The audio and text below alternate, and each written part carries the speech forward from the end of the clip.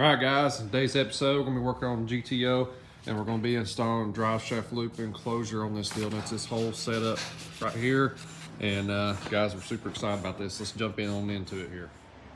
Well, guys, this time I'm down on the floor working on the tire, wrestling with it. Yeah, man. And Jesse ain't, and he's behind the camera. I'll take it.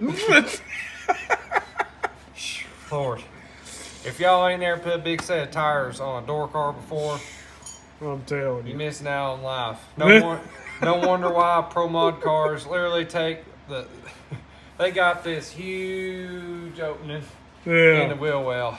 No wonder why they do that crap. Well, I love making. Yeah. So in this episode today, we are putting in drive shaft loops, and what we are checking is with the drive shaft in the car, can we still take the tires off? Yeah, we can. What we always have to do anyways, we have to let the air out of the tire to get it past this lip right here, and then with the rear end drop down, and we can pull the tire out. But the other thing was, I wanted to make sure we knew what the dimension was with the drive shaft completely bottomed out, so I knew where to put the loops at, so we wouldn't have to take the drive shaft loops and the drive shaft enclosure out too, just to take the tires off, because these are going to be coming off a lot if we're really full send racing a lot. So you want to try to keep the what's the best word to say here, Jesse? The least amount of work that you got to do. Oh yeah, at the track all as day possible, long. because you're gonna have a tire guy. If you're gonna go full send racing, you're gonna have everybody's gonna have a job at the track. Yep. And if you're doing heads up racing, even more so, maintenance has to be done and checked for next round. So you're gonna have a guy that's gonna be checking the tires. You're gonna have to be a guy that's gonna be like, hey man, we gotta change tires, there's too much wear on them. And if that happens, that means the tires gotta come off. And if you got a time limit in between rounds, you don't want to have to be taking the drive shaft out. You don't want to have to be taking the drive shaft loops out just to be able to take the tires off. No. So that's a lot of words there for a simple situation, but We thank God that the tire come off with the drive shaft still on. Yeah. Because if we had to take the tire off with the drive shaft off, that'd be an ordeal. be an ordeal. But sometimes you gotta do what you gotta do. But luckily, there's enough drop out to where that'll work. So Yeah, I'm gonna man. let Jesse kind of show you guys here how fun it is to get one of these tires back on. It's a little bit of a job, ain't it, Jesse? You dang right, man. Shoot.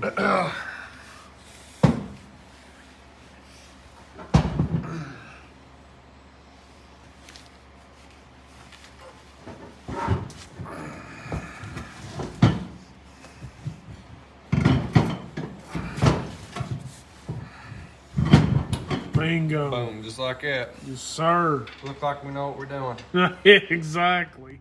All right, guys, we had to hit the drawing board here real quick because there's going to be a lot of stuff I'm going to be talking about that will make sure you guys understand, okay? So this is the tail shaft on the rear of the transmission, okay? And this dashed line is our pretend drive shaft going to the rear end, and this is the rear wheel where the rear end is, okay? These lines here are representing our drive shaft loops, all right? Drive shaft loop 1, drive shaft loop 2, okay?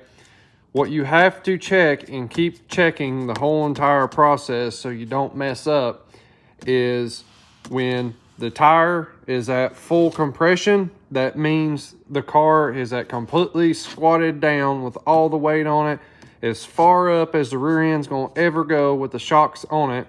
You gotta make sure that this drive shaft angle isn't gonna hit into your loops. So you've gotta keep that in mind. That's the first thing. The second thing you gotta keep in mind is when the suspension is at full droop. All right, that means when the suspension is completely dropped down and it's at full extension, okay, you gotta check to make sure drive shaft angle down this way is gonna clear your loops as well. So I just wanna make sure that this terminology was understood before we went farther here. There's a lot of steps in installing these loops, and we'll make sure you guys understood that. Alrighty guys, before we go full send on installing these drive shaft loops, you got to go ahead and drill out the quick disconnect pinhole location, if that makes sense. That's kind of a tricky thing to say there. But anyways, the bottom section that disconnects from the chassis, you have to drill those holes out. And that's what I was doing here, going ahead and getting those drilled out. That way we can go ahead and get this thing tacked up into the car, and we'll be in good shape. But boy, I tell you what, there's a lot of little pieces to these removable drive shaft loops. There's several pieces and parts of these, and you just got to make sure all of them fit good and that it'll come apart. But yeah, man, we're starting to get this thing in, and we'll see what we can come up with here. Alrighty guys, what's going on? I don't know if this mirror's in the way or not. Let's see here, can I turn it? It's still in the way. How about if I go down here? Alright, there we go. Alright, now I can see y'all. Alright, we're putting in the drive shaft loops right now. And boy, we are in a tight spot. Real tight spot. This is a very, very complicated, multifaceted situation right here. No joke. We're using a Tim McCamus drive shaft enclosure kit. Very, very good kit. I like these a lot. We do sell a different one on my website that I feel like is a little bit user-friendly to install, but I'd purchased this one before we even opened the business up. But anyways, so what we're trying to do is we just got the first one installed because I kind of had to figure some stuff out before I started doing some video in here, because this is complicated. It's not easy to do. It's very tight, and you got to make sure you have a lot of stuff lined up here, okay? So what we're doing is we've already got the first drive shaft loop in. You just want to make sure that the drive shaft the loop that's up in here is away from this weld, and it's back far enough so if this weld breaks right here and this drive shaft drops, that it'll stay inside this loop, okay? You also want to make sure that your enclosure, meaning this tube, I'll grab this tube real quick here, let me show it to y'all. This tube here, you got to make sure when this thing sticks through that it covers up this right here, so in case these bearings come out or as U-bolts come out, it's not going to sling it into me, okay?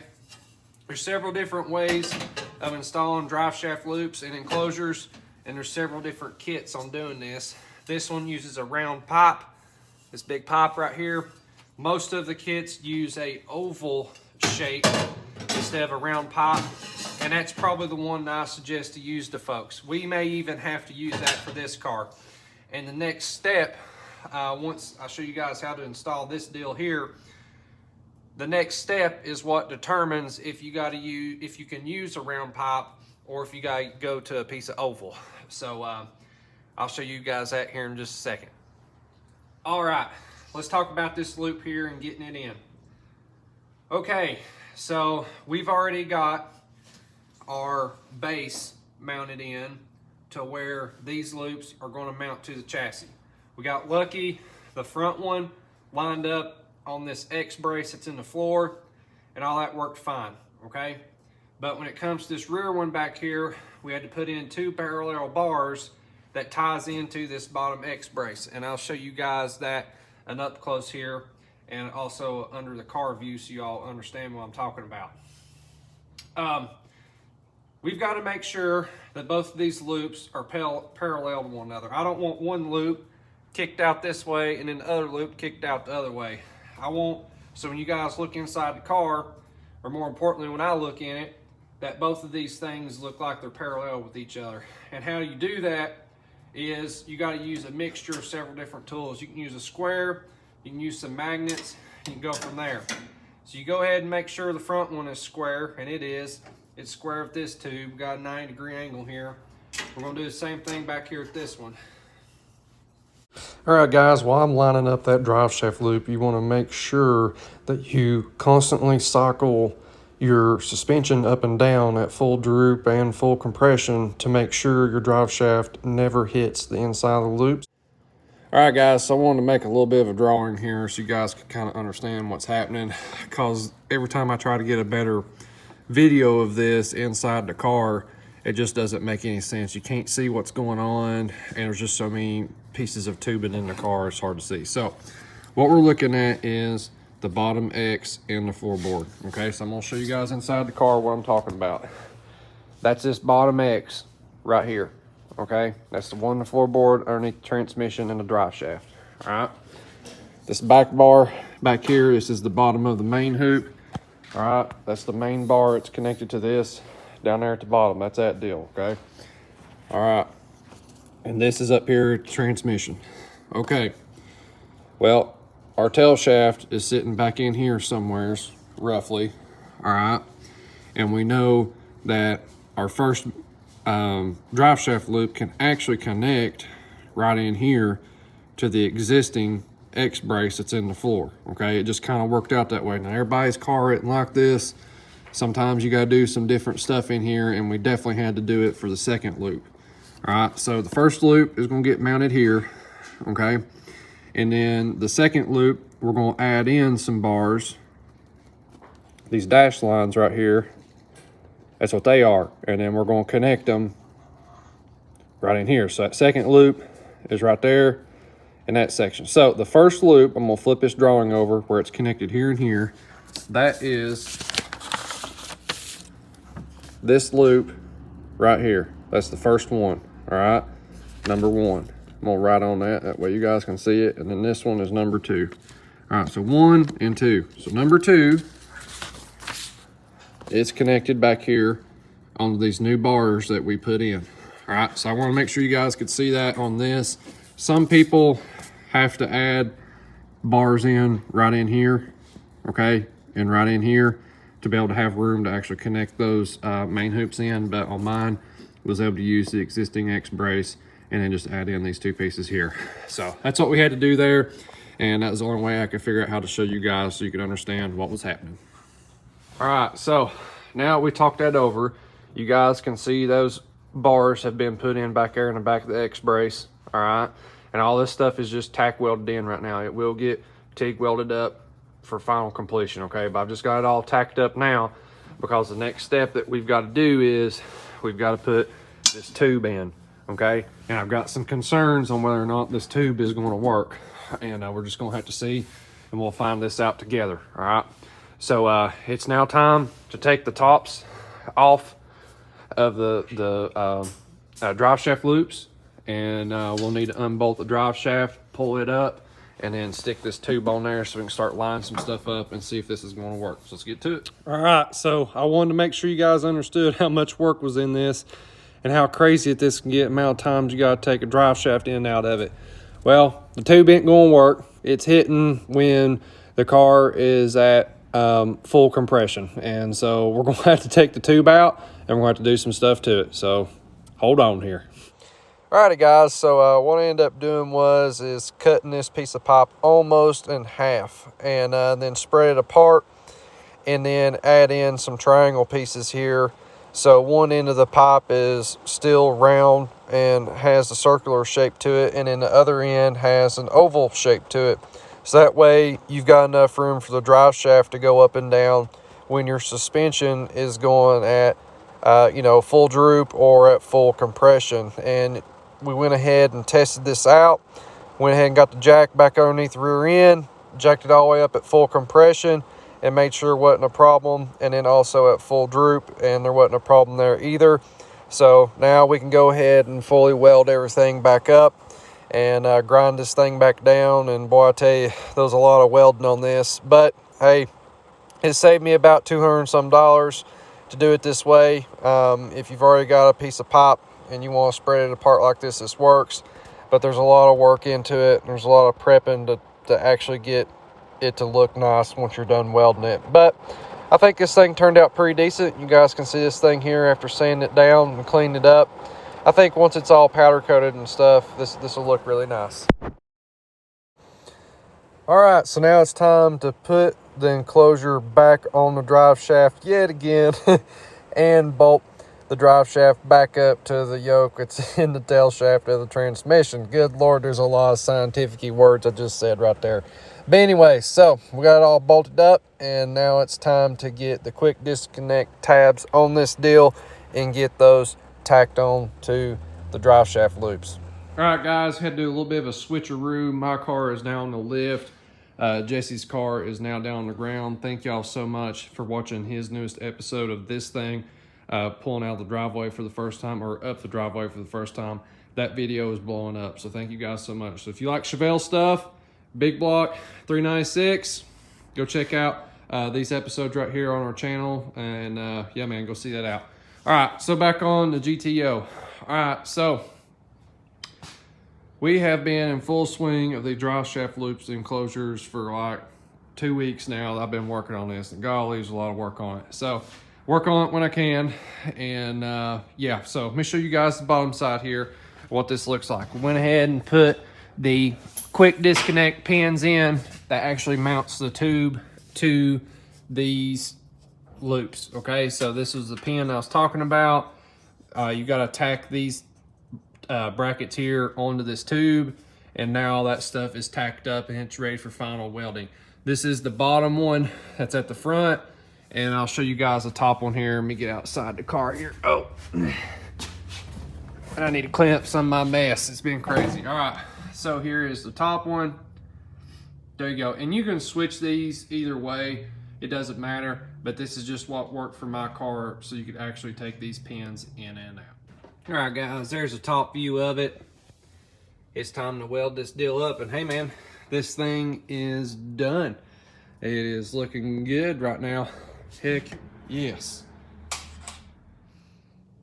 Alrighty, guys, that's going to do it for today's episode. Thank you all so much for watching that newest episode we got up right now of Jesse's car rolling out of the door and stuff. Man, you guys are killing it right now. Man, look at this. My beard right here on camera is like going that way. Lord, every time I weld a lot, it wants to do that. I don't know what it is. Putting beard oil on it and everything drive me crazy. Anyways, so we got a lot of stuff going on GTO. You guys are going to be seeing here very, very soon. We're working on all the suspension parts right now. Make sure everything's got NAS bolts in it. Make sure it's got grade 8 bolts. Make sure everything's tight. Bleeding brakes, that sort of thing. There's a lot of stuff going on right now that we got to get done before we put this thing into gear and that sort of thing. So next episode, you guys get to see a lot of cool things that's going to be happening, and I'll be showing you kind of like an overview of all the things that we've worked on and checked on and make sure everything was good and tight and had the right hardware on it. But that's it for this episode. Thank y'all so much. Make sure you are subscribed. Man, right now, we're doing really good on subscribers. Man, just keep doing it. Keep sharing the videos. Keep commenting down below. It's really helping us out a lot. The YouTube channel really does help us, especially when it comes to getting partners and sponsors and stuff. It really, really does. It's just like in some of the other episodes we've done with Jesse's car and even with my car. When we get sponsors and stuff and we talk about them and you guys purchase their products, man, it helps us out so much, because that tells that sponsor that, hey, you know, it was good of us to help Houston out, because now we're getting customers out of it too. So it's going really good right now. Thank y'all so much. But anyways, guys, that's it for today. We'll see y'all in the next one. Thank you guys so much for watching. Make sure you are subscribed to the channel.